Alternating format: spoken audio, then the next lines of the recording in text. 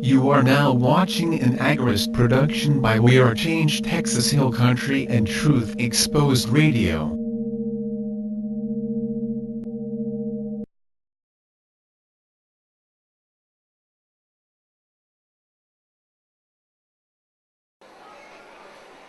Everyone out here in this building has had some experience where they've been a victim of the state, or they've had a family member whose life has been ruined for no better reason than some politician wanted to pay off his sponsors who got him elected. And some cop wanted to take his paycheck and just do his job. I bet a lot of people here are following what's going on, or what happened in Waco recently with the shooting. And it's one of those things where you see so many conflicting stories from the cops. You know there's a range of possibilities, and none of them are acceptable. Depending on, hey, was it a single cop who started the fight, who set it all up, and it was all part of a grand planned conspiracy, or they just overreacted, and it was part of the even grander conspiracy to rip off and exploit all of you through this thing called the United States government. I went up today when we were in Waco and interviewed one of the cops there who's guarding an empty parking lot, getting paid to just sit in a cruiser and listen to the radio all day. And I said, do you have any comment about how the police handled this today? Because we had already kind of gotten into the conversation where he's basically like, no comment, no, sorry, I can't talk about that. So what do you think about how the cops handled it? Can you guess what he said? It wasn't no comment. You've heard this before. Perfect. They were just doing their job. And now people are realizing what that job really is. Same excuse the SS always gave. Same excuse every Nazi who went on trial ever gave. What we see is a beautiful convergence of humanity on these important ideas. And it's not just the idea of external freedom, but I see in our movement the people who are getting past that fear and that anger and that depression. Being on the right side of history now means being happy, being enlightened, having that self-awareness that is made possible through all these technologies. And this is in the book, in chapter 10, about the future of freedom, of how we are progressing to this and how inevitable it is. And a lot of people who carry this message will come at you with their own insecurities about it, their own fears. And they'll say, if you don't do this, you're wrong. If you don't go and sign my petition, you're not a good activist. If you don't help my candidate, if you don't donate to my cause, you're not doing your part to stop this Leviathan. And if we don't go storm the castle with pitchforks, it's going to be 1,000 years of darkness and tyranny. And by the way, buy my water filters and survival seats. Everything's going to be okay. And that's not any one person. That's a lot of people in this movement, driven by fear and ego-based activism. And there's a really beautiful realization that you get when you really put all of this together. Zen libertarianism. You don't have to do this. You get to do this. And what drives me, I know every day that we get to wake up one more person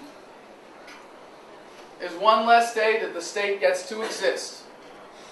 One less day of war and the police state and the suffocation of regulation, the destruction of innocent lives by the machine.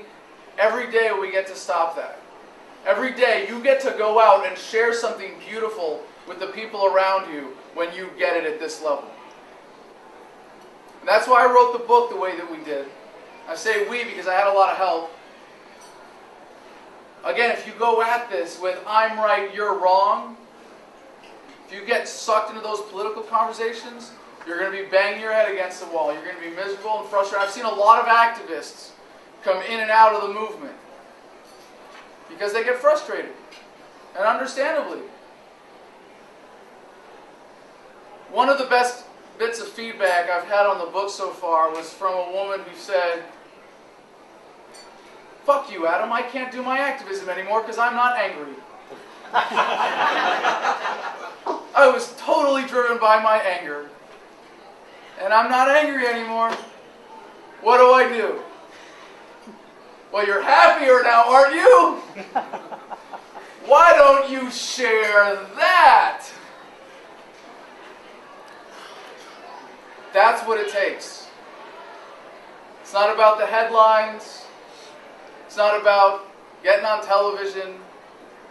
It's not about winning arguments or debates or votes or elections or any of that. It's about the far less glamorous but far more satisfying work.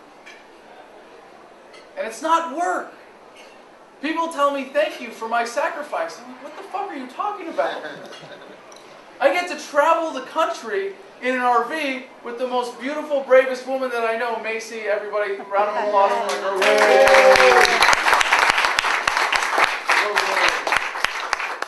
The person who really makes this possible. As we're doing it now.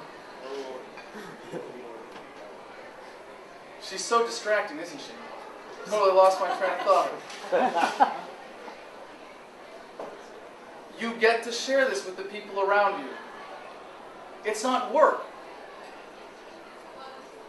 And we're at the point where all of these exponential growth curves, computing power, communications technology, connectedness, awareness, productivity, life expectancy, all driven by these exponential curves. We are on the cusp of an incredible step forward. And you get to be a part of this. You get to share this love. So the challenge I've been issuing people on this tour is to not just read the book, but have the experience of sharing it with someone. And for those of you that don't know, the idea of the book is being the fastest way to take someone from zero to I get it. It's true to the principles of nonviolent communication, what I've been describing as a way to share this message. There's no judgment, no opinion, no conjecture, no derogatory language, no unnecessary labels, just a straightforward analysis. And I just want to share a little bit of an analogy that I like to describe this process that humanity is going through. Because it used to be that most people thought the flat earth was the center of the universe. And they could say, okay, well the sun goes around the earth and the moon goes around the earth, and okay, we can kind of make sense of that. But look at these planets, they're going in all these crazy orbits, we can't explain it, we have to make up all these crazy equations to explain it. And that's the same thing you're doing if today you're saying government is good and necessary. That we need violence and coercion to get along. And we put it like that, holy crap. How backwards does that sound? And you have to keep making excuses. Well, the politicians, they screw up sometimes, but they really love us. Sometimes. They really have our best interests at heart.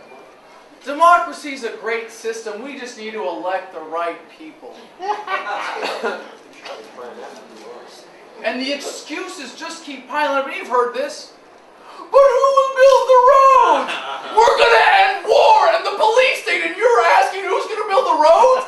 How about, without government, who's going to stop us from building roads that live up to our possibilities, our potential? Oh my God, roads around here are terrible. I mean, you notice driving an RV too. Jeez. Go to Louisiana. Fair enough. Even the potholes are bigger in Texas. So all of a sudden someone said, hey, why don't you try putting the sun in the center of the solar system? And all of a sudden, for the people that were doing the math, things just kind of clicked into place. Now they had to kill a couple people who said this first, right? But the truth was self-evident. And they didn't have to keep making excuses anymore. They didn't have to make up all of these crazy equations to explain what was going on. everything made sense and it fell into place. And people are primed for this now. And I'll bet you've heard a lot, I bet there are a lot of activists in here who've had some frustration with this. Just to give you my demographics analysis real fast here. If 60% of eligible voters vote consistently in presidential elections, I'd say it's about half of them who vote enthusiastically. We don't have to worry about them. But then there's 30% who are there who are reluctant. About the other half, right? And then of the other 40%, maybe you've got half of those 20 who are just apathetic, who really don't give a fuck about other people, who are going to need therapy. Just like the enthusiastic voters with Stockholm Syndrome are going to need therapy. But then there's the 20% who don't vote because they know it's useless at some level. We might be 1/3% of the population, but there's at least 50% that I know if you put this message in front of them, it might take a couple years. They might be really slow like me. It might take them 10 years of going from I'm a libertarian because I don't want to be a Republican or Democrat, that's lame, to understanding the philosophy of nonviolence, of the non-aggression principle of self-ownership. It might take them a couple years, but they're ready. All we have to do is put it in front of them and reach out and make sure that they understand this is something that has the power to make their lives better. So, I've been going around on this tour, and we've had a lot of car problems. And so I end up talking to a lot of mechanics. We go to gas stations, just running into blue-collar guys who have no political inclination whatsoever. They say, "What's freedom?" And I explain it. I give them the book. They say, "What's the book about?" Creating a more harmonious and peaceful and productive society by abolishing government. You.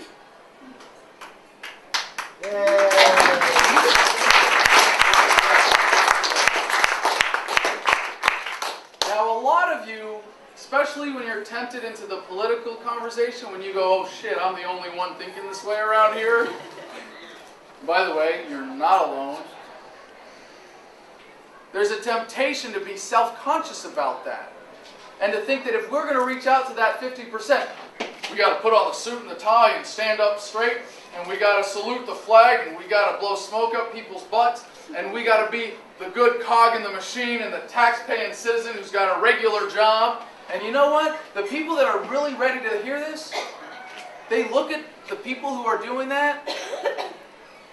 What's the response of your average libertarian candidate trying to pull that off?